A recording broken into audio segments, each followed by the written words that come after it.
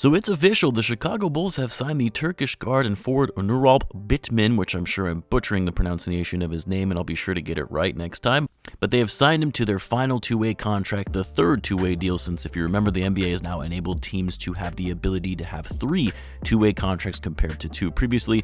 And this was an interesting case because there were rumors that the Bulls had signed Bitim, but then it had come out that it wasn't in fact true and that he was actually going to be playing with the Rockets, to now we get the confirmation from Woj himself that the Bulls have agreed to a two-way deal with Bitim. And while I'll admit I don't know a ton about this guy, but from what I know and what I've seen in watching him play in international basketball, the guy has a lot of talent and is a solid pickup for the Bulls to take a chance on for a two-way deal. But who is Onuralp Bitim?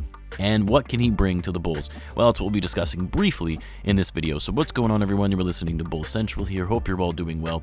Real quick, if you're new to the channel, be sure to subscribe so you don't miss a video, as I would greatly appreciate it in helping the channel grow. Now, Bitim, let's get the basics out of the way. 24-year-old player, 6'6", 205 pounds, can play the 2 or 3, but has mostly played the 2 in his career. So great size for a 2 guard. He's actually a decent shooter, which of course we love because the Bulls need all the shooting help they can get. For context, in both his professional team playing overseas as well as in the Euro Cup, he shot over 40% from 3 on near 7 attempts per game. That's really good. Granted, the three-point line is much closer in international play compared to what it is in the NBA, so we'll see if that shooting still translates at the NBA level. He's actually a solid athlete, fairly fluid in his ability to get to the basket. I wouldn't say he's explosive by any means, and he'll likely struggle a bit in trying to beat defenders off the dribble in the NBA, but he can work decently in the pick and roll and cutting to the paint and finishing around the rim when playing off the ball. He also does appear to be a high energy guy, plays hard, plays with effort, gets his teammates excited and the crowd going, something the Bulls also need as well. So there is a lot to like about this signing and what he can potentially bring to the Bulls. You know, you talk about shooting, some depth off the bench for some added floor spacing. The Bulls need that. That's going to be great. He does also offer a bit of playmaking as well. Defense still needs to be worked on though, and hopefully that will come with time. You know, for me, this more seems like an opportunity to take a chance on a flyer for a two-way deal that could potentially be one of those two-way contract success stories in the NBA.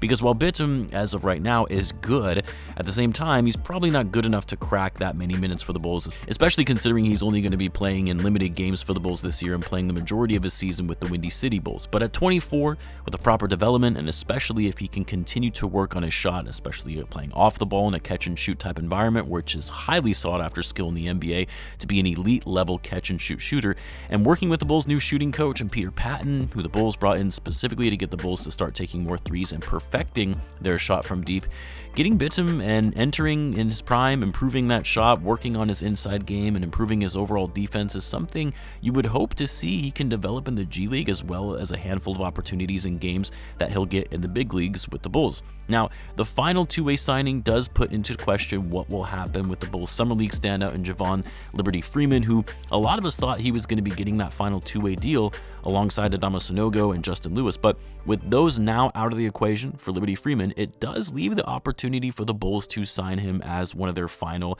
roster spots, which they currently have 3 available. 2 if you include Dosunmu, who still has his qualifying offer that he can pick up, but at the moment he is still a restricted free agent. I wouldn't be surprised if the Bulls sign Liberty Freeman to a min deal as one of those final roster spots because it would be cheap and it would enable them to remain under the tax. But at the same time, that's a lot of guards in the Bulls roster, especially when you also consider Bitim being another guard as well. So even if they do sign Freeman to a deal, it's going to be hard for him to crack the rotation with all the guards in the lineup who are going to be prioritized over him. But we'll have to wait and see what happens with Liberty Freeman. But in the meantime, I very much like this pickup of Bitim and what he could eventually, not this season, but eventually could become a rotational player in the NBA. Let me know what you guys think of the signing of Onuralp Bitim. Please let me know how it's actually pronounced, by the way. And as always, be sure to subscribe, and I'll see you in the next one.